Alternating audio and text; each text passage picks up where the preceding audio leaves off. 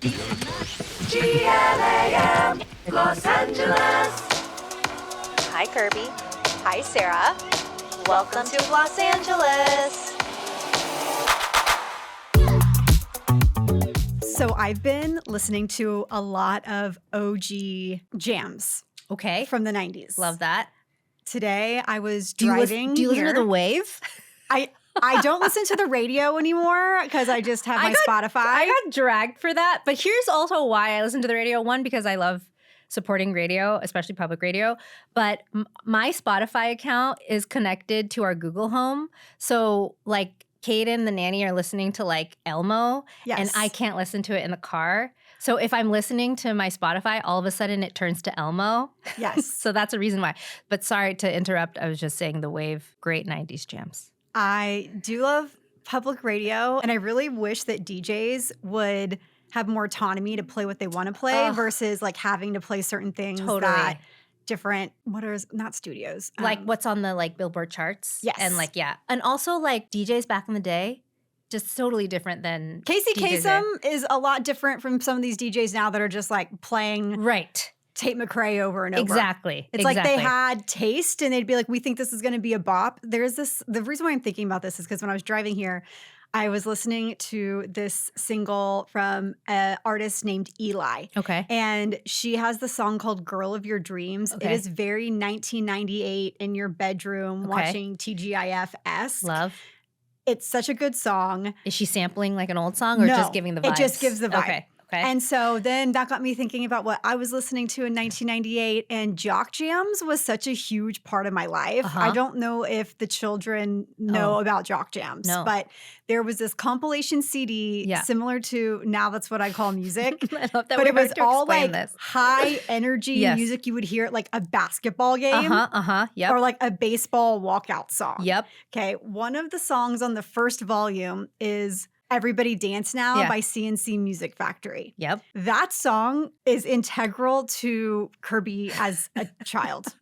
And it says a lot about me if you know me, because I was a competitive cheerleader and there were competitions. Yes. And one day we were watching Man of the House with Jonathan Taylor Thomas and Chevy Chase. Okay. And I was best friends with the daughter of the cheer coach. Okay. And so she and my mom were friends, and we were over and talking and hanging out, watching Man of the House, whatever. And there is a scene in Man of the House where Jonathan Taylor Thomas, Chevy Chase, and a bunch of other people do a rain dance. And they're wearing feather headdresses. It's a whole thing. I think it's not appropriative because there was an indigenous person that was involved in the movie, but I'm completely blanking on it. Okay. And he told them if they need rain to do a rain dance. Yeah. So I think he actually did teach them the rain dance. Okay. So not total appropriation, but a bunch of white people. Well, that's big doing a rain dance. For the 90s, though. For like 1996. Quite thoughtful. Yeah. So they do this dance to Everybody Dance Now. Yeah. And it was like a light bulb went off. Yeah. And we danced to that song for our cheer competition. I still know the dance moves. Like, it is in my head. Forever ingrained. It's forever ingrained. And I was asking my mom, when you hear Everybody Dance Now, what do you think of? And she's like, your cheerleading competition. Duh. Yeah. It's just burned into our brains now. So yeah, that took me to like Tatiana Ali's Daydreamin'. I did a dance to that in my talent show. Wow. We did a mix. Which is, by the way, like so advanced that we even edited it back then. I don't know how we did it. It was that and then Aaliyah. You know how we did it? You took a blank cassette tape. And then you played and then you put in the CD, and then you played it, and then you paused it at the right moment, and then you picked it up, and there was some kind of something in there. But it still worked. It worked. Yeah. What a good time. Like, what do the kids do now? I know. It's too easy. It's too easy. I do see some kids doing these mashups. Like, there's this incredible One Direction mashup on TikTok that I was like, I don't know who or how old this person is, But it was an incredible Oh my mashup gosh. of like every single one of their hits. I love that. And it was 3 minutes long. And I'm like, are they using Pro Tools? Like, Oh, what yeah. are they using Oh, yeah. Totally. to accomplish this? I mean, at the very minimum, they have GarageBand on their laptops, and they're all pros at that. So, God, I would have died to have something like GarageBand. Same.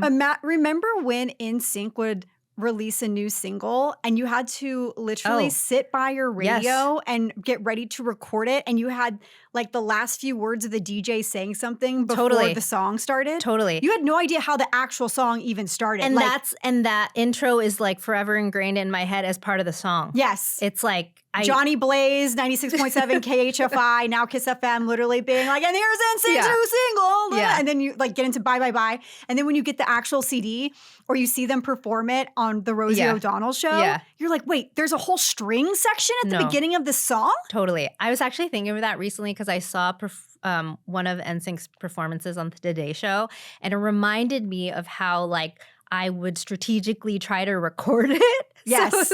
Yes. And then like, you know, it's like if you were at school, then you have to ask like your mom to record it. It's just like, now because you weren't going to be able to see it. No, there was no way. You couldn't, like, TiVo was very much, that was, I think, before TiVo. So you couldn't record it. Like, we literally had to, my mom doesn't have them anymore, but like, because like VHS tapes. Yes. VHS tapes. Yes. And if you wanted to learn a dance, you watched Darren's Dance Groups, and then which was the authority, or rewinded it and then pressed it again. Yes. And then yes. Or literally you were recording like the big help performance of NSYNC doing Bye Bye Bye to learn the dance moves. And you had all these different angles of the different performances. So you're like, wait, I thought it was this, but I think it's actually this now. This is how we spent summers. I mean, I think it really helped us in a way. It It taught us perseverance. Yes. We had to persevere. Critical thinking. Yeah. Being We're like, we got more information. Now we have to change the step. Limited resources. Like, exactly. Limited resources.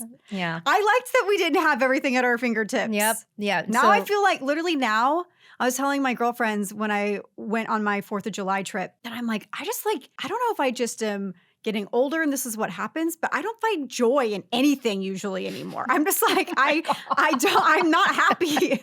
Like, I'm like, things that used to bring me joy. I'm like, the only thing that brings me joy is my dog. I get on my phone and I'm like, why am I on this? I hate everything. Everything's the same. Well, I think there's a lot of, like definitely age related for sure. Like we're we're a little bit more jaded, a lot more jaded. And then it's just like the world around us is crumbling and the news cycle is depressing.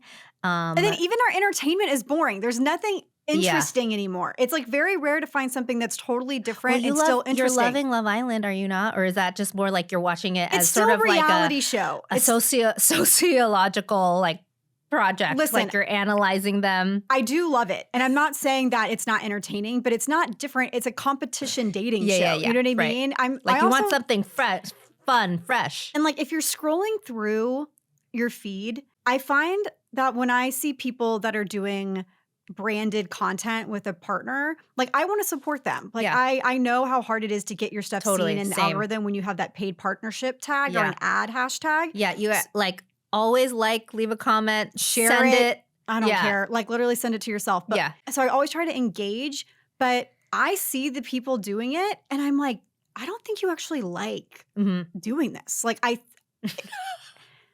think you hate that you have to do this. In your eyes. No, it's like the most mundane, regurgitated line of copy I've ever heard in my life. And I'm like, this is not.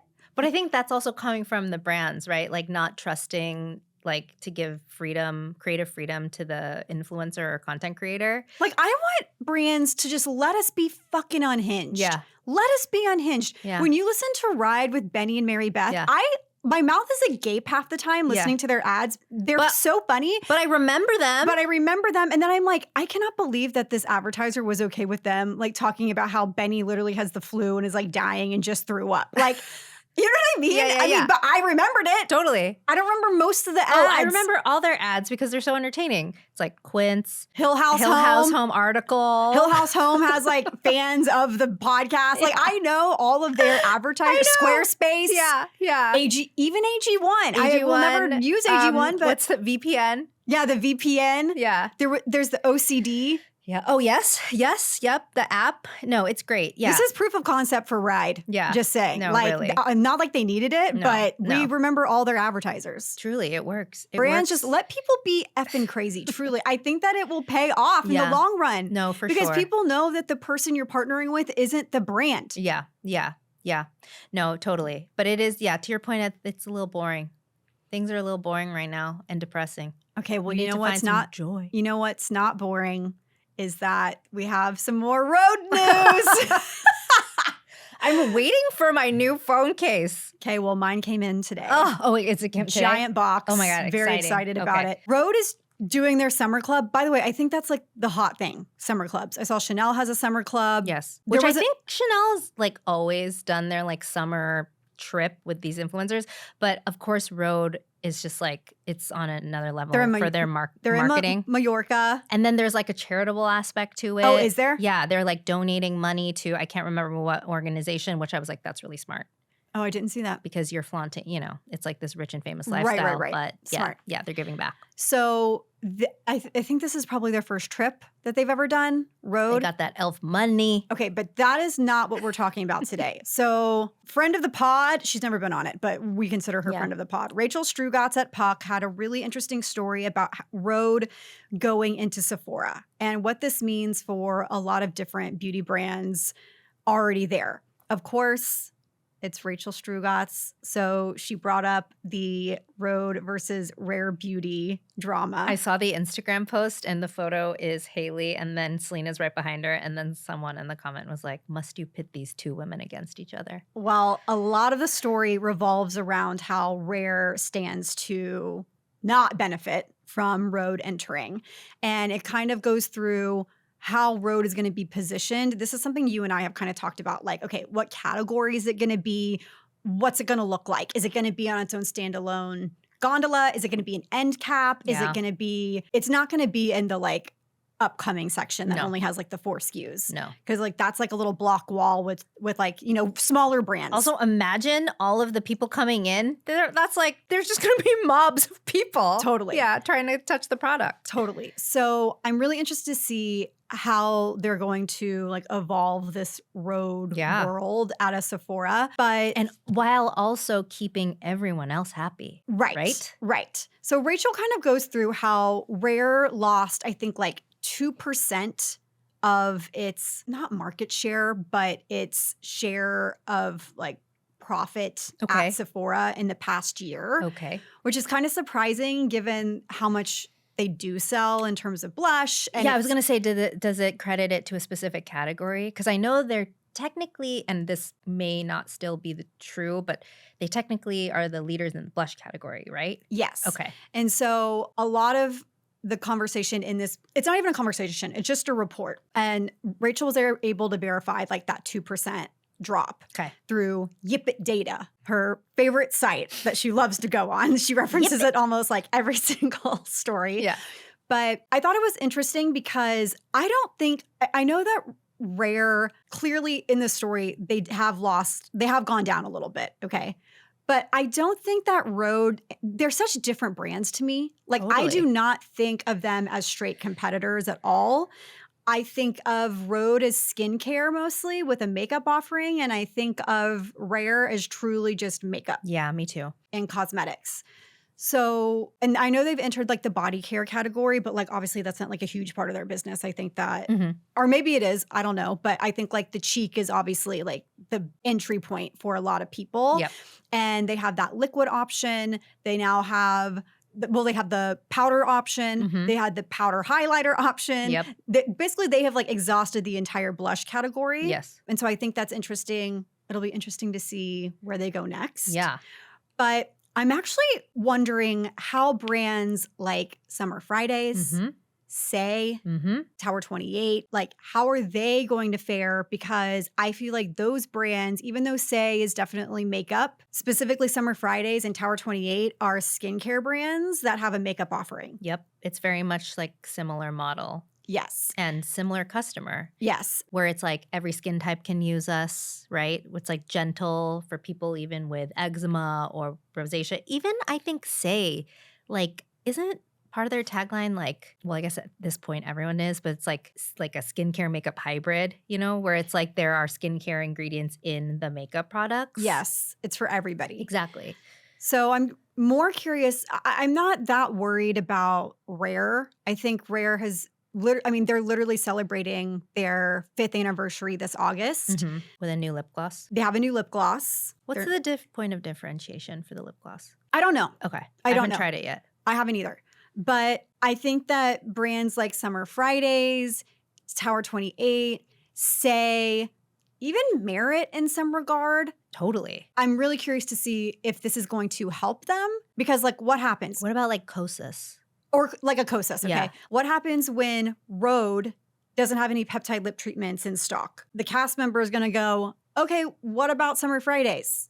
Yeah. You know, have you tried this option? Have you tried Kosas blush? Right. Have you tried Say's Yeah, whatever? new setting powder. Right. Yeah, whatever. Yeah. Have you tried this moisturizer from Tower 28? Mhm. That type of thing. Mm-hmm. So I feel like it stands to actually help some of these brands. But I also understand, too, how it could cannibalize a lot of them as well, Mm-hmm. because clearly this is going to be the darling.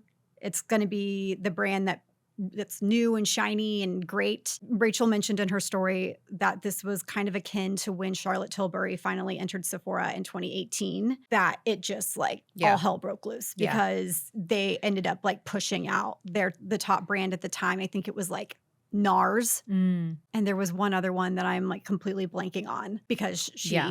came in and kind of just Totally. took over. Yeah, I would love to believe that there is a world where all can exist and everyone favors and does well. But ultimately, if a 15-year-old girl comes into Sephora and has $30 to spend and can only pick one product, Yeah. she's going to have to choose. And right now, it's probably going to be Rhode. It's like, you know, it's exciting. It's, you know, like you said, it's sexy. It's the shiny new toy. I would love if we could talk to some of these founders and people from the brands like anonymously, because I have heard anonymously and sort of off the record from a couple of them who are like, yeah, I'm worried. But again, we'll see. We'll see when do they enter the stores? We don't know yet. Okay, sometime They in the said fall, Okay.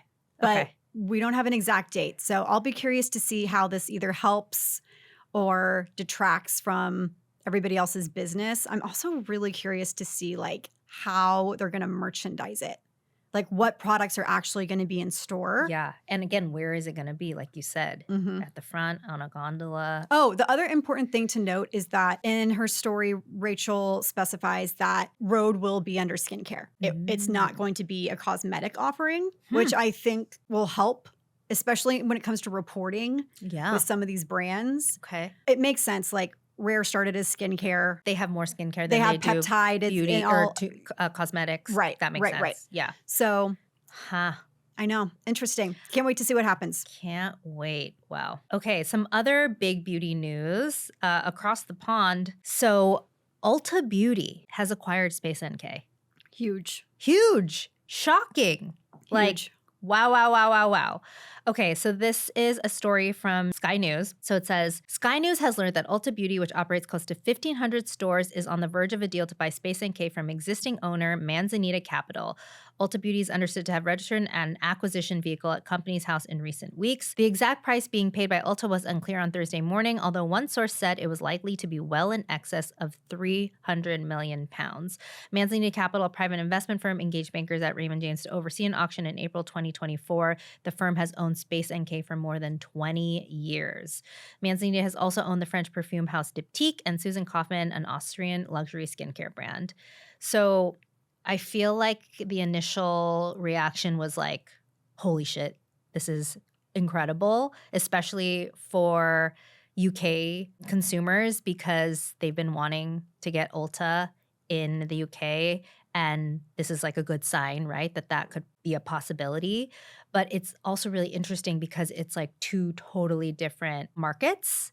Like SpaceNK is very luxury. It's like prestige. And obviously Ulta Beauty is what they call over there high street brand. So, it's the more affordable products. So I was like, what does this mean? One, does it mean that Ulta Beauty is coming to the UK? Will they like take over some of the SpaceNK stores? Is there going to be like a shop in shop scenario? Or does this mean that they'll expand SpaceNK more and then have some offerings of brands that Ulta Beauty carries that is not in the UK yet?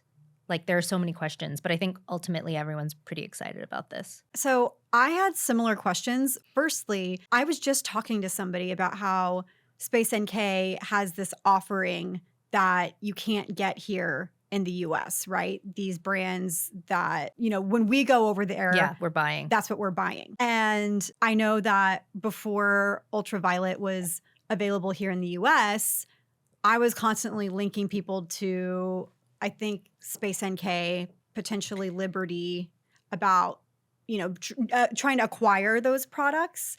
So for me, I'm like, okay, does this mean that those brands now are going to be somehow lumped into the US version?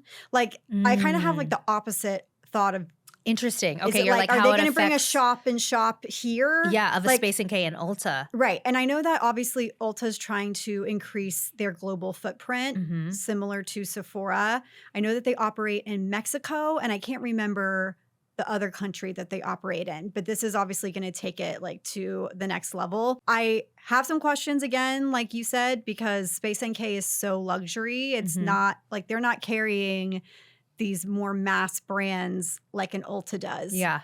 So it does feel like a weird partnership, but then again, we also thought the Chanel partnership with Ulta was weird, and now it's like my favorite part of going to the Frisco, Texas Totally. store. Right. And like Sephora and Kohl's. Or was it also JCPenney? Were they in JCPenney? They were, right? Yes. Yeah. But okay, so I asked a couple of our beauty editor friends across the pond what their thoughts were, since they're intimately familiar with SpaceNK. And Venus Wong, who's on the beauty team at Refinery in London, said, "To me, SpaceNK has always been associated with a premium shopping experience featuring a selection of brands that skews more upscale. Whenever I shop at a SpaceNK store, I know I won't be accosted by a bunch of teens. If you know, you know. The samples are typically in good condition and are nicely topped up, and in some of the bigger locations, they even have bouncers at the entrance. I feel like that Ulta has a slightly more mass presence in the US, given that they have such a strong presence at shopping malls. I can't speak for the online shopping experience at SpaceNK as I haven't bought online there, but I can imagine it does slightly lag behind Cult Beauty and Look Fantastic, which are both leading online retailers in the UK. It's not top of mind as a destination for me if I need to buy something online." And then Jacqueline Kilakita, who's also on the beauty team, Venus was referencing her. She said, "Jackie and I were also talking about how it's not super competitive at bringing exclusive new brands to the UK market. For example, Ariana Grande fragrances are an Ulta exclusive in the US, but the UK exclusive went to Boots.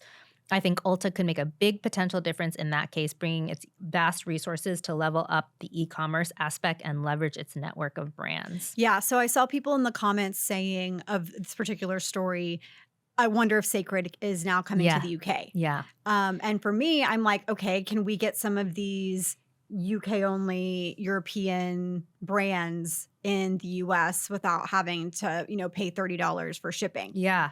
So it'll be really interesting to see how they expand, if they are going to, end up like, will SpaceNK as a name be gone? Right. Exactly. Because this is an acquisition. This isn't a partnership. Totally. Yeah. And although SpaceNK is such an institution, what I am hearing from Jackie and Venus, they're both like, we don't really shop at SpaceNK. Like it's not a place that we go to. And maybe you would liken that to like how, I don't know if your mom still like loves to shop at a department store, but I know my mom does for makeup. Like, not to say that like Nordstrom isn't a place that, you know, beauty is happening, but like I feel like it just is a little bit of an older demographic. Yeah. And for Nordstrom, I don't go to Nordstrom specifically for beauty. I'm there for clothing or shoes. And then beauty is an afterthought. It kind of reminds me of Revolve. I look on Revolve to see what they have. And then if I'm checking out, they're like, throw in this lip gloss.